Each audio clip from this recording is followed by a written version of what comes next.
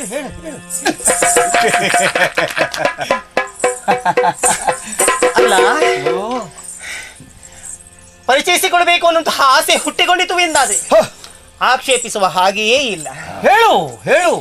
ಆದ್ರೆ ಕೆಲವರೆಲ್ಲ ಯೋಚನೆ ಮಾಡಿಕೊಳ್ಳುವುದು, ಹಾಗಪ್ಪ ಹೇಳಿಕೊಳ್ಳುವುದು ಹೇಳಿಕೊಳ್ಳುವುದು ಹೇಗೆ ಅಂತ ಯೋಚನೆ ಮಾಡಿಕೊಳ್ಳುವವರಿಗೆ ಹೇಳಿಕೊಳ್ಳಿಕ್ಕೆ ಏನಿಲ್ಲ ಅಷ್ಟೇ. ಹಾಗಾಗಿ ಯಾಕೆ ಹೇಳ್ಕೊಳ್ಬೇಕು ಅಂತ ಯೋಚನೆ ಮಾಡಿಕೊಳ್ಳೋದು.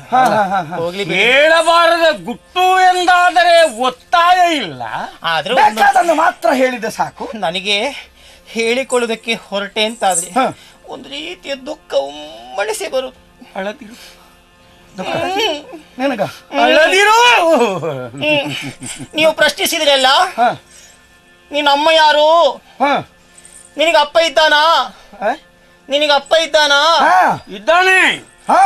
ಅಲ್ಲ, ನೀವು ಕೇಳಿದ್ರು ನನ್ನಲ್ಲಿ ಅಂತ ಕೇಳಿದ್ರಲ್ಲ, ಹೇಗೆ ಉತ್ತರಿಸ್ಲಿ?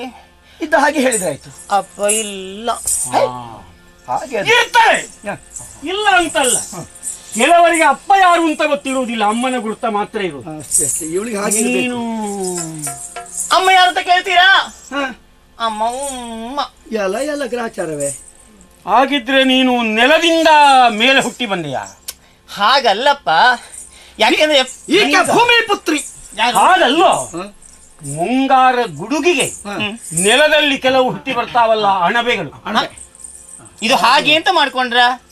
ಪ್ರತಿ ಹುಟ್ಟಿನ ಜೀವರಾಶಿಗೂ ಕೂಡ ಅಪ್ಪ ಅಮ್ಮ ಅನ್ನೋದು ಬೇಕೆ. ಹೌದು, ನನಗ್ ಗೊತ್ತಿಲ್ಲ ಅನ್ನುವ ಕಾರಣ ನನಗಿಲ್ಲ ಅಂತ ಅಲ್ಲ. ಓ, ನಿನಗೆ ಗೊತ್ತಿಲ್ಲ. ನನಗೆ ಗೊತ್ತಿಲ್ಲ, ಉತ್ತರಿಸುವುದಕ್ಕೆ ಉತ್ತರ ಇಲ್ಲ ನನಗೆ. ಈಗ ನಿನಗೆ ಯಾವತ್ತೂ ಗೊತ್ತಾಗ್ಲಿಲ್ಲ. ಸತ್ಯ ಹೇಳ್ಬೇಕಾ, ಪ್ರಾಮಾಣಿಕವಾದ ಉತ್ತರ ಹೇಳ್ಬೇಕು ಅಂತಾದ್ರೆ ನನಗೆ ಹಿಂದಿಲ್ಲ ಮುಂದಿಲ್ಲ, ಕೆಳಗಿಲ್ಲ ಮೇಲಿಲ್ಲ, ಕೆಳಗಿಲ್ಲ ಮೇಲಿಲ್ಲ, ಮಧ್ಯ ಉಂಟಲ್ಲ, ಸಾಕು.